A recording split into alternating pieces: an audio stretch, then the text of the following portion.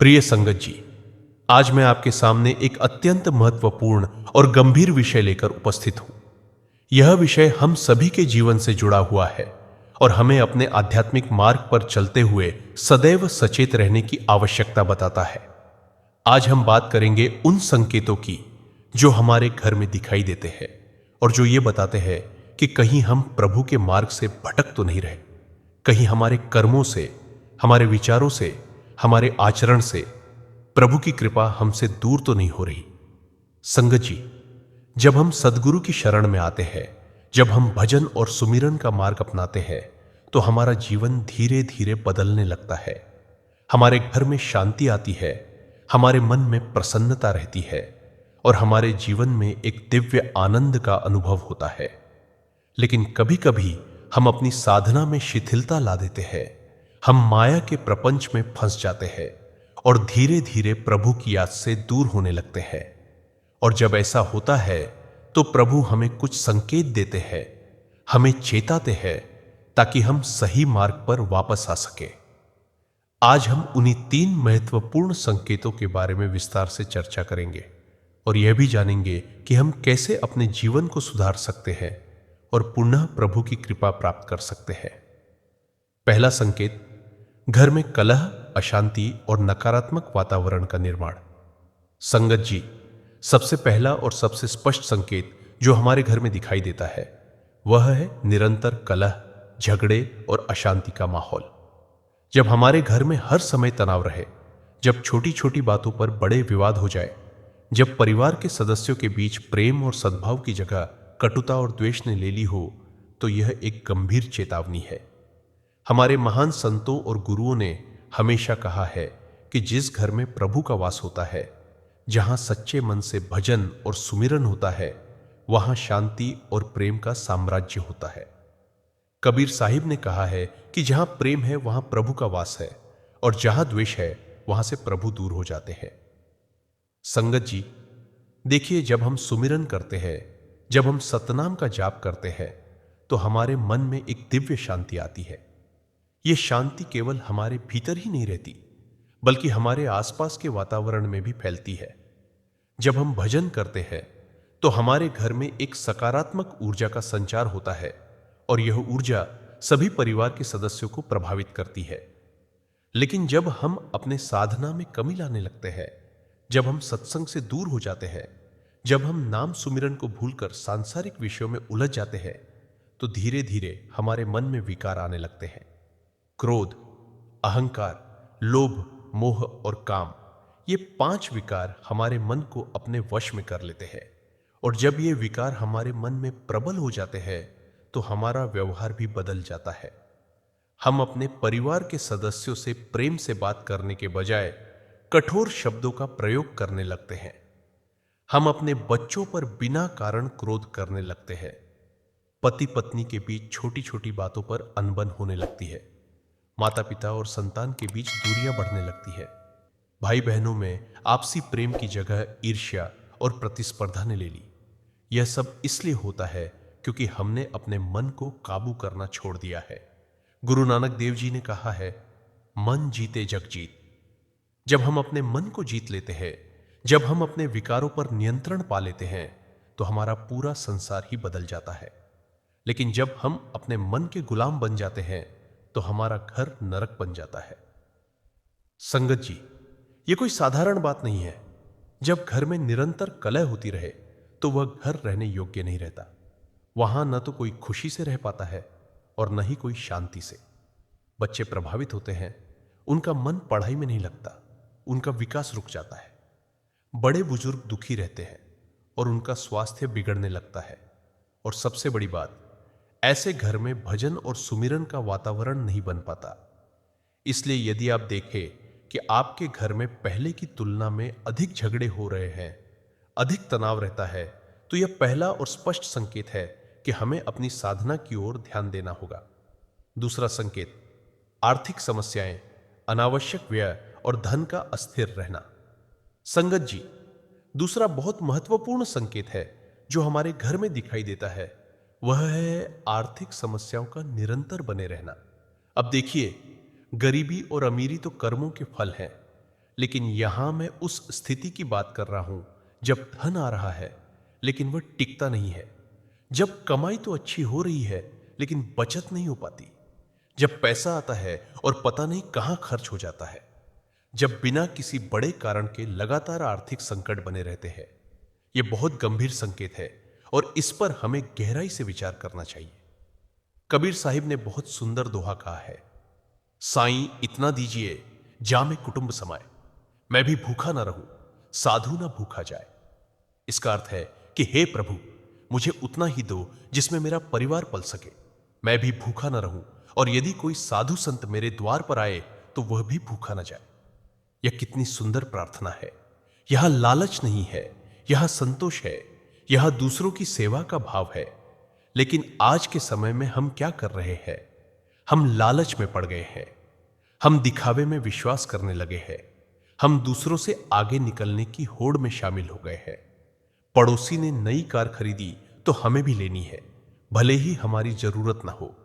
किसी ने बड़ा घर बनाया तो हम भी बनाएंगे, भले ही हम कर्ज में डूब जाए। किसी ने बच्चे की शादी में लाखों खर्च किए तो हमें भी करने हैं, भले ही हमारी औकात ना हो। संगत जी, ये सब अहंकार और दिखावा है। और जब हम इस मार्ग पर चल पड़ते हैं तो प्रभु की कृपा हमसे दूर होने लगती है, क्योंकि प्रभु विनम्रता चाहते हैं, सादगी चाहते हैं, संतोष चाहते हैं। जब हम अपनी आय से अधिक खर्च करने लगते हैं, जब हम व्यर्थ के कामों में पैसा बहाते हैं, तो हमारी आर्थिक स्थिति डगमगाने लगती है।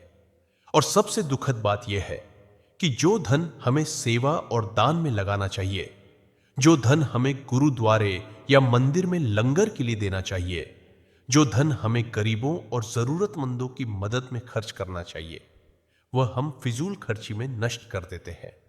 और फिर क्या होता है? अचानक बड़े बड़े खर्चे आने लगते हैं। किसी को बीमारी हो जाती है और लाखों रुपये इलाज में खर्च हो जाते हैं। कोई मुकदमा चल पड़ता है और वकीलों की फीस में सारी बचत निकल जाती है। व्यापार में अचानक घाटा हो जाता है। नौकरी में समस्याएं आने लगती है। यह सब संयोग नहीं है संगत जी, ये सब हमारे कर्मों का फल है। जब हम प्रभु के दिए धन का सही उपयोग नहीं करते, जब हम दान और सेवा से दूर हो जाते हैं, जब हम केवल अपने लिए ही जीने लगते हैं, तो प्रभु हमें यह संकेत देते हैं कि हम गलत मार्ग पर जा रहे हैं। गुरु ग्रंथ साहिब में लिखा है कि जो कुछ भी हमारे पास है वह प्रभु का दिया हुआ है। हम तो केवल उसके रखवाले हैं, मालिक नहीं। जब हम इस बात को भूल जाते हैं, जब हम सोचने लगते हैं कि यह सब मेरी मेहनत से आया है, मेरी बुद्धि से आया है, तो यह अहंकार हमें नीचे गिरा देता है। इसलिए संगत जी, यदि आपके घर में लगातार आर्थिक समस्याएं बनी हुई है, यदि धन आकर भी टिकता नहीं है, यदि अनावश्यक खर्चे बढ़ते जा रहे हैं, तो यह दूसरा बड़ा संकेत है कि हमें अपने जीवन में बदलाव लाना होगा। तीसरा संकेत, मन की अशांति, नकारात्मक विचार और आध्यात्मिक उन्नति में रुकावट। संगत जी, अब आते हैं तीसरे और सबसे महत्वपूर्ण संकेत पर। यह संकेत है हमारे मन की स्थिति से जुड़ा हुआ। जब हमारा मन हमेशा अशांत रहे, जब हमें किसी काम में मन न लगे, जब निरंतर नकारात्मक विचार हमारे मन में आते रहे, जब चिंता और भय हमेशा हमें घेरे रहे, जब हमें नींद न आए या फिर बुरे सपने आए, तो यह बहुत गंभीर संकेत है। लेकिन सबसे बड़ी और सबसे महत्वपूर्ण बात यह है कि जब हमें भजन और सुमिरन में आनंद न आए, जब सत्संग सुनने में मन न लगे, जब नाम जपते समय वह पहले वाली तड़प, वह पहले वाला रोमांच न हो, तो समझ लीजिए कि हम प्रभु के मार्ग से भटक रहे हैं। संगत जी, मन बड़ा चंचल है, बड़ा चालाक है। यह एक पल में हजारों विचार सोच लेता है। यह कभी एक जगह टिकता नहीं। जब हम साधना करते हैं, जब हम नियमित रूप से भजन और सुमिरन करते हैं, तो धीरे धीरे हमारा मन स्थिर होने लगता है। हमारे विचार शुद्ध होने लगते हैं। हम सकारात्मक सोचने लगते हैं। हमें हर परिस्थिति में प्रभु की कृपा दिखाई देने लगती है। लेकिन जब हम अपनी साधना में शिथिलता लाते हैं, जब हम नाम सुमिरन को भूलकर संसार के झमेलों में उलझ जाते हैं, तो हमारा मन फिर से अशांत हो जाता है। और जब मन अशांत होता है तो हमारा पूरा जीवन अस्त व्यस्त हो जाता है। हम छोटी छोटी बातों पर परेशान हो जाते हैं। हमें हर समय कुछ ना कुछ चिंता सताती रहती है। आज कुछ और, कल कुछ और। कभी स्वास्थ्य की चिंता, कभी बच्चों की चिंता, कभी नौकरी की चिंता, कभी व्यापार की चिंता। और यह चिंता कभी खत्म नहीं होती, क्योंकि जब मन अशांत होता है तो वह चिंता के लिए कोई ना कोई कारण ढूंढ ही लेता है। गुरु महाराज ने कहा है कि जो व्यक्ति प्रभु की शरण में है उसे किसी बात की चिंता नहीं होनी चाहिए, क्योंकि प्रभु हमारे रक्षक हैं, वे हमारा ख्याल रखते हैं। लेकिन जब हम प्रभु को भूल जाते हैं, जब हम सोचने लगते हैं कि सब कुछ हमें ही करना है, हमें ही संभालना है, तो चिंता और भय स्वाभाविक है। संगत जी, सबसे बड़ा संकेत तो यह है कि जब हमें भजन में मन नहीं लगता। पहले हम ब्रह्म मुहूर्त में उठकर प्रसन्नता से भजन करते थे, अब हमें नींद आती है। पहले सत्संग सुनने की तड़प थी, अब बोरियत होती है। पहले नाम जपते समय आंखों में आंसू आ जाते थे, अब सूखा सूखा लगता है। यह सबसे खतरनाक स्थिति है संगत जी, क्योंकि जब हमारा मन भजन से हट जाता है तो वह माया की ओर चला जाता है, और माया बड़ी शक्तिशाली है, वह हमें अपने जाल में फंसा लेती है। फिर हम सांसारिक सुखों में उलझ जाते हैं, हम भौतिक वस्तुओं के पीछे भागने लगते हैं, हम दिखावे में विश्वास करने लगते हैं, और धीरे धीरे हम प्रभु से इतने दूर चले जाते हैं कि हमें यह भी याद नहीं रहता कि कभी हम भी भजन करते थे, सत्संग जाते थे। इसलिए यदि आप महसूस करें कि आपका मन भजन में नहीं लग रहा, आपको सुमिरन में आनंद नहीं आ रहा, तो यह तीसरा और सबसे गंभीर संकेत है। अब हमें क्या करना चाहिए? समस्या का समाधान और प्रभु की कृपा पाने का मार्ग। संगत जी, अब तक हमने जाना कि वे कौन से 3 संकेत हैं जो बताते हैं कि हम प्रभु के मार्ग से भटक रहे हैं।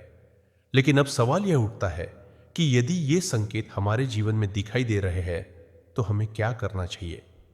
कैसे हम पूर्ण प्रभु की कृपा प्राप्त कर सकते हैं? कैसे हम अपने जीवन को सही मार्ग पर ला सकते हैं? संगत जी, निराश होने की कोई आवश्यकता नहीं है।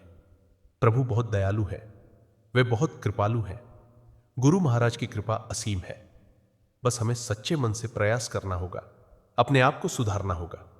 सबसे पहली और सबसे महत्वपूर्ण बात, अपने नाम सुमिरन में नियमितता लाए। संगत जी, यह कोई मामूली बात नहीं है। नाम सुमिरन ही वह धागा है जो हमें प्रभु से जोड़े रखता है।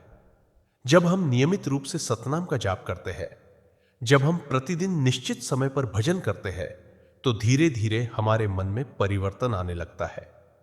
हमारे विकार कम होने लगते हैं, हमारे विचार शुद्ध होने लगते हैं, और हमारा जीवन बदलने लगता है। ब्रह्म मुहूर्त में उठकर भजन करने का अपना विशेष महत्व है। उस समय का वातावरण बहुत शुद्ध होता है, मन शांत होता है, और प्रभु की कृपा विशेष रूप से बरसती है।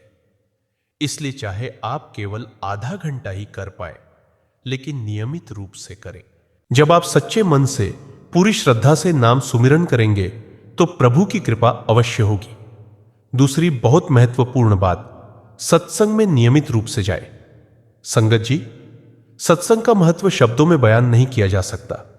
सत्संग हमारे मन को शुद्ध करता है, हमें सही मार्ग दिखाता है, हमें प्रेरणा देता है। जब हम संतों की संगति में बैठते हैं, जब हम उनके वचन सुनते हैं, तो हमारे विचार बदलने लगते हैं। जैसा कि कहा गया है, संगत का असर होता है।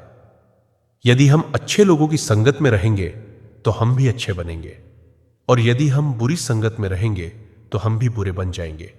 इसलिए जितना संभव हो सत्संग में जाए, संतों के प्रवचन सुने और उनकी शिक्षाओं को अपने जीवन में उतारने का प्रयास करें। तीसरी महत्वपूर्ण बात, अपने आचरण को सुधारें।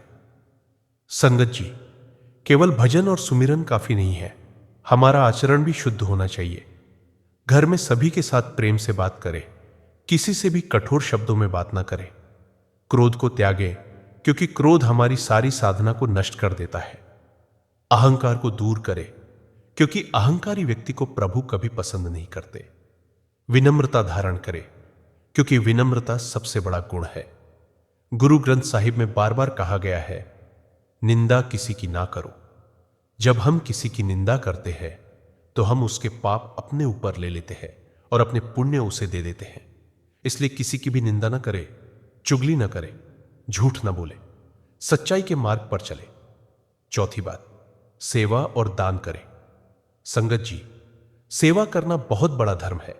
जब हम निस्वार्थ भाव से किसी की सेवा करते हैं तो हमारा अहंकार टूटता है, हमारा मन शुद्ध होता है। सेवा केवल धन का दान नहीं है, यह समय का दान भी हो सकती है, ज्ञान का दान भी हो सकती है और अपनी शक्ति का दान भी हो सकती है। गुरुद्वारे या मंदिर में जाकर सेवा करे, लंगर में सहायता करे, गरीबों और जरूरतमंदों की मदद करे। जो कुछ भी प्रभु ने आपको दिया है उसमें से कुछ हिस्सा दूसरों के लिए भी निकाले। जब आप दान करेंगे तो प्रभु आपको 10 गुना करके वापस देंगे। यह प्रकृति का नियम है। 5वीं बात, अपने जीवन में सादगी लाए, दिखावे से दूर रहे, फिजूल खर्ची ना करें, संतोष धारण करें। जो कुछ भी आपके पास है उसमें खुश रहे, दूसरों से अपनी तुलना न करें, क्योंकि हर व्यक्ति के कर्म अलग है, हर व्यक्ति की किस्मत अलग है। आप अपने कर्मों पर ध्यान दें, अपनी साधना पर ध्यान दें। जब आप सादगी से जीवन जिएंगे तो आपकी आर्थिक समस्याएं भी कम हो जाएंगी और आपका मन भी शांत रहेगा। 6ठी बात, क्षमा करना सीखें। संगत जी, जीवन में बहुत से लोग हमें दुख देते हैं, हमारे साथ गलत करते हैं, लेकिन यदि हम उनसे बदला लेने की सोचेंगे, यदि हम उनसे द्वेष रखेंगे तो हम ही दुखी होंगे। इसलिए सबको क्षमा कर दें। जिसने भी आपके साथ गलत किया है उसे मन से माफ कर दें। यह आसान नहीं है लेकिन असंभव भी नहीं है। जब आप क्षमा करेंगे तो आपके मन से बोझ उतर जाएगा और आप हल्का महसूस करेंगे। 7वीं बात, धैर्य रखें। संगत जी, परिवर्तन एक दिन में नहीं होता। जब हम साधना करते हैं तो धीरे धीरे हमारे जीवन में बदलाव आता है। कभी कभी हमें लगता है कि कुछ नहीं हो रहा, लेकिन यह सोच गलत है। जब हम नियमित रूप से भजन करते हैं, सत्संग जाते हैं, अच्छा आचरण करते हैं तो प्रभु हमारी सुन रहे होते हैं। बस हमें धैर्य रखना होगा, विश्वास रखना होगा। कबीर साहिब ने कहा है, धीरे धीरे रे मना, धीरे सब कुछ होए, माली सींचे 100 घड़ा, रतु आए फल होए। अर्थात धीरज रखो, सब कुछ अपने समय पर होता है। जैसे माली रोज 100 घड़े पानी डालता है, लेकिन फल तो ऋतु आने पर ही लगते हैं। अंतिम संदेश। प्रिय संगत जी, आज हमने जाना कि वे कौन से 3 संकेत हैं जो बताते हैं कि हम प्रभु के मार्ग से भटक रहे हैं। घर में कलह और अशांति, आर्थिक समस्याएं और अस्थिरता और मन की अशांति तथा भजन में मन न लगना। लेकिन हमने यह भी जाना कि इसका समाधान क्या है। प्रभु कभी भी हमसे नाराज नहीं होते, वे तो सदैव हम पर कृपा करना चाहते हैं। लेकिन हमारे कर्म, हमारे विचार और हमारा आचरण ही है जो उनकी कृपा को रोकता है। जैसे सूरज हमेशा चमकता रहता है, लेकिन जब बादल आ जाते हैं तो हमें उसकी रोशनी नहीं दिखती, वैसे ही प्रभु की कृपा हमेशा बरस रही है, लेकिन हमारे विकार रूपी बादल उसे रोक देते हैं। जब हम अपने विकारों को दूर करते हैं, जब हम नियमित भजन करते हैं, जब हम अच्छा आचरण करते हैं, तो ये बादल हट जाते हैं और प्रभु की कृपा की रोशनी हमारे जीवन में आने लगती है। संगत जी, आज से ही संकल्प लें कि आप नियमित रूप से भजन करेंगे, सत्संग में जाएंगे, अच्छा आचरण करेंगे, सेवा और दान करेंगे और प्रभु की याद में रहेंगे। जब आप सच्चे मन से, पूरी श्रद्धा और विश्वास के साथ इस मार्ग पर चलेंगे तो गुरु महाराज की कृपा अवश्य होगी। आपके घर में शांति और प्रेम का वातावरण बनेगा, आपकी आर्थिक समस्याएं दूर होंगी और आपका मन प्रसन्न रहेगा। याद रखें, प्रभु का द्वार सबके लिए खुला है, बस हमें सच्चे मन से उनकी शरण में जाना होगा। संगत जी, आज का यह सत्संग आपको कैसा लगा? अगर आपको यह सत्संग अच्छा लगा हो तो कृपया इस वीडियो को लाइक जरूर करें, शेयर करें अपने परिवार और मित्रों के साथ, ताकि यह पावन संदेश अधिक से अधिक लोगों तक पहुंच सके। और हमारे चैनल को सब्सक्राइब करना बिल्कुल न भूलें। साथ ही घंटी के बटन को भी दबा दें ताकि आने वाले हर सत्संग की सूचना आपको सबसे पहले मिल सके। और संगत जी, कमेंट बॉक्स में जाकर राधा स्वामी जी जरूर लिखें। राधा स्वामी जी